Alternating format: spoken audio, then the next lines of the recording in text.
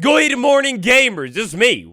Well, Waddles. Who did you think it was? Though it may stand true that Minecraft Java Edition snapshots, well, they've been on pause for the longest time ever, that doesn't mean the devs haven't been cooking in the kitchen.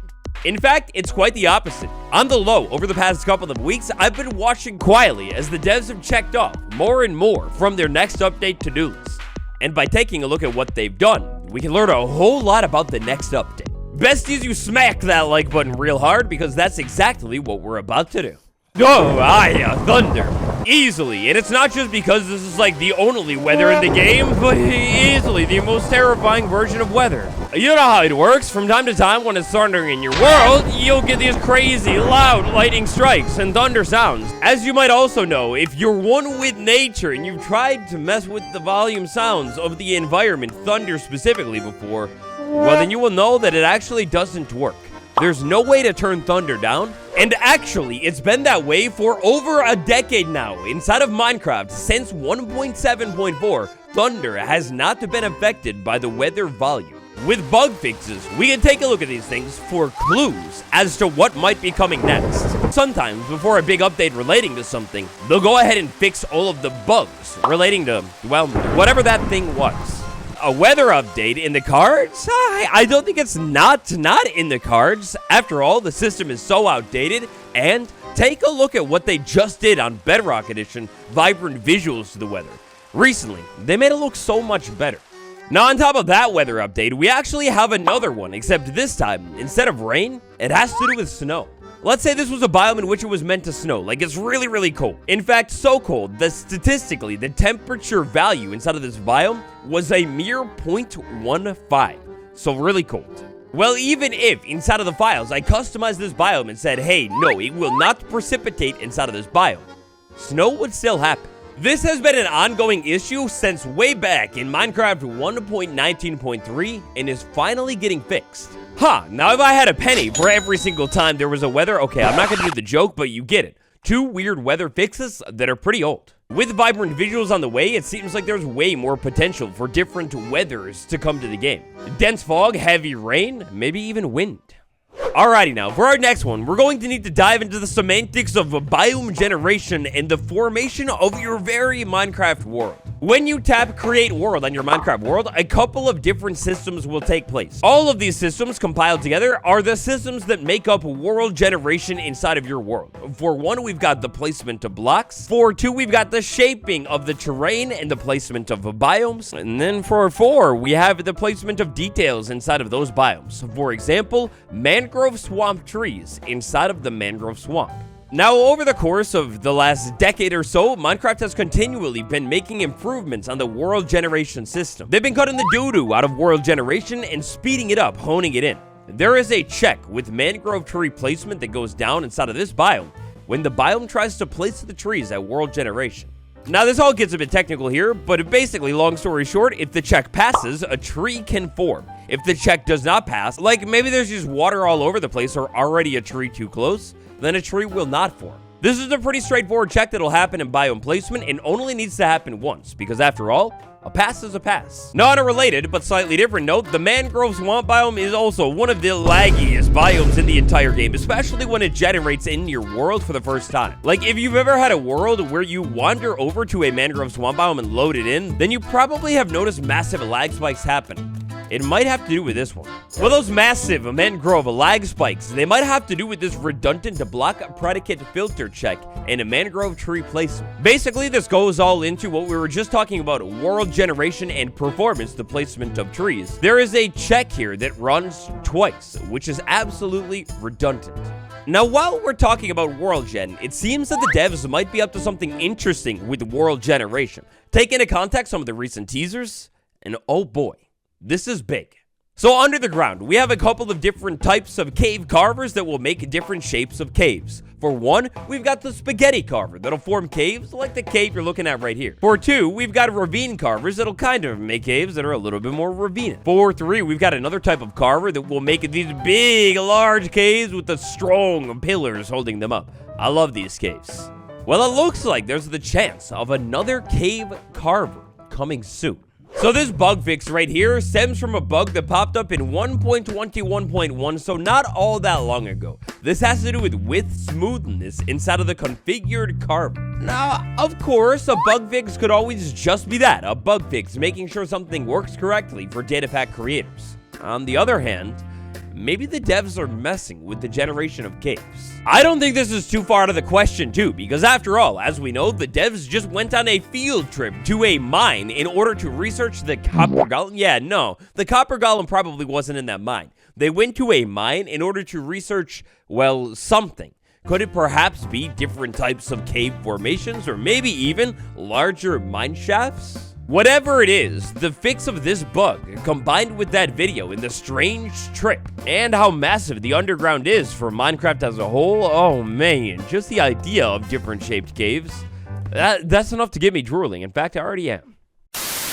Oh, and an update on the subscribe situation? Good job, you did it! We're now up to like 32% of you that watch these videos are actually subscribed. So if you aren't subscribed, wink wink.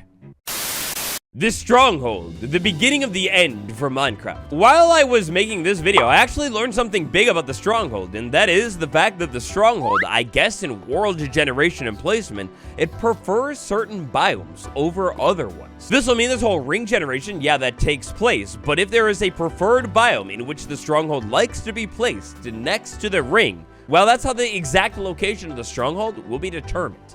The cherry blossom biome. This is the biome in which the stronghold can definitely generate in right now, as long as there is room under the ground. But I guess it's not meant to be that way. Or maybe it is meant to be that way? Gosh, I don't know. I'll admit it, I need some help with this one. It's a little confusing reading the bug report here. But basically, the cherry grove biome is missing a tag, and when this biome does end up getting this tag, stronghold placement will likely change.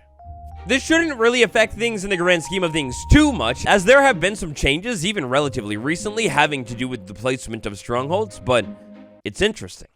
Not saying this is the case here, but I've always thought it would be a cool idea if a specific biome in the overworld sort of signaled a higher chance at having a stronghold under the ground, almost like these big mountains hint at ancient cities. Alright, this is a little combat pro tip. For those of you playing in Minecraft right now, vanilla game, axes. They're actually way too strong. As of right now, and all the way back to 1.21.5, axes are disabling shields in combat situations, even when the shield doesn't block the attack. So think of it like this. Take this innocent sheep that really never stood a chance at all. If it was theoretically holding up a shield and missed my block, but I still landed a hit on that sheep, well, the shield would actually be disabled as well. So take, for example, this other innocent sheep that didn't suspect or deserve a thing. Well, that basically means it's like a double whammy. The axe's landing hits and disabling shields. Until the next update is fixed, use this one to your advantage in combat situations. The axe is absolutely king. Oh, now music and sound settings. Inside of the Happy Gas update, they got some beautiful, the brand new sound toggles added to the game. Inside of this next update, a bunch of fixes will be going down with sounds. For example, one of the big ones here, the Ender Dragon. Oh god, why did I just do that? Yeah, the Ender Dragon, this thing that I definitely shouldn't have put in the overworld. Well, it's really, really loud. In fact, this thing is so loud, you probably tried to turn it down before, and well, unless you turn your master volume all the way down or off, well, the sound wouldn't be adjusted. Now, I'll admit it, sound changes are not exactly the most enthralling thing to talk about here, but just know that a lot of changes with sounds and improvements are coming in the next update. This includes a massive fix that has been a bug, an issue in the game since 2016. Inside of Minecraft, we've got like 4 different difficulty options. We've got peaceful, easy, normal, hard. On a peaceful difficulty, things like hostile mobs should not be able to spawn, but they could actually spawn in certain situations for just one brief tick. If I go ahead and run this command right here, you can see creepers actually being able to be summoned in peaceful Minecraft when they definitely shouldn't be able to. Now, sure, this is only a really, really brief summon, but a summon's a summon. And you've actually been able to summon hostile mobs in peaceful difficulty all the way back to Minecraft 1.8. Funnily enough, Halloween 2014. I don't know how useful it is or if it's even a big deal, but take advantage of it right now because it's leaving forever very soon. Inside of some of the newer Minecraft updates, you might have noticed a very subtle but kind of significant change to mobs like the horse. For this one, it's actually going to go for anything that is rideable. In previous updates, when you jump on that rideable mob, you would immediately be placed facing forwards. Now, when I jump on a rideable mob, I am not aligned with the horse. Instead, first I need to move around, then I get realigned with the horse. So, like, for example, check this out. I jump on the horse facing backwards, and all of a sudden, well, I'm facing completely backwards. Only once I move do I actually align. This is the thing that got out of wonk relatively recently, and I wonder, I always do, if it's going to relate to some of those horse updates that were allegedly canceled. No, so this one's kind of funny. You know, like unused things in the files. For example, bow tie. It's inside of the game files right now. You can find it yourself. Yeah, well, it's unused. And unused things, they always absolutely have to get removed from the game. After all, having a bunch of unused files inside of your game, well, that's literally pointless. What's the point of it? For example, since 1.19.4, you've been able to find this unused texture inside of the game files called white.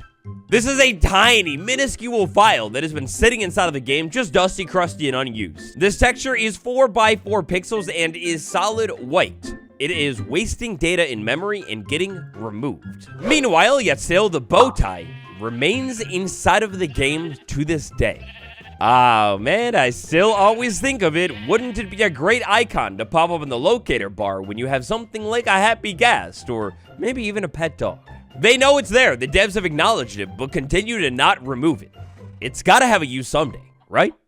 Menu fixes. So we've got a lot of them coming up to the game very soon here. For example, let's say I was chatting inside of my world, like typing literally any important major message. Then I wanted to tap F3 and see my coords. Well, while I'm typing, hitting F3 does not work.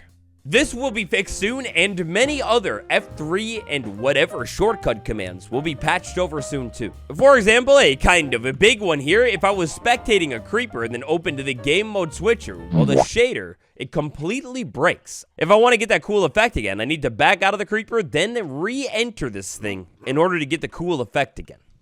Did you know that cauldrons right now, they're kind of broken? All right, so yeah, check this out. I've got myself a floating cauldron. Inside of it, I put lava. That is very, very warm. If I touch it, I'll catch on fire. Now, if I move down below this cauldron and jump up, if I can stand just right, jump up and touch the cauldron, there is a way to catch yourself on fire from the bottom of the cauldron. You gotta line yourself up right perfectly with the middle. But yeah, cauldron effects, they can go clean.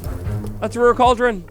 So that's a little weird, bit of a problem. And last but not least today, I ask for your help. What in the world does mipmapped mean? Because they fixed so many things with this. I don't understand what it means. Is this a performance thing? Is it a graphical thing? Will shulker boxes and beds look even better soon? So, Minecraft Java Edition, the devs, snapshots. Hopefully they'll be back soon.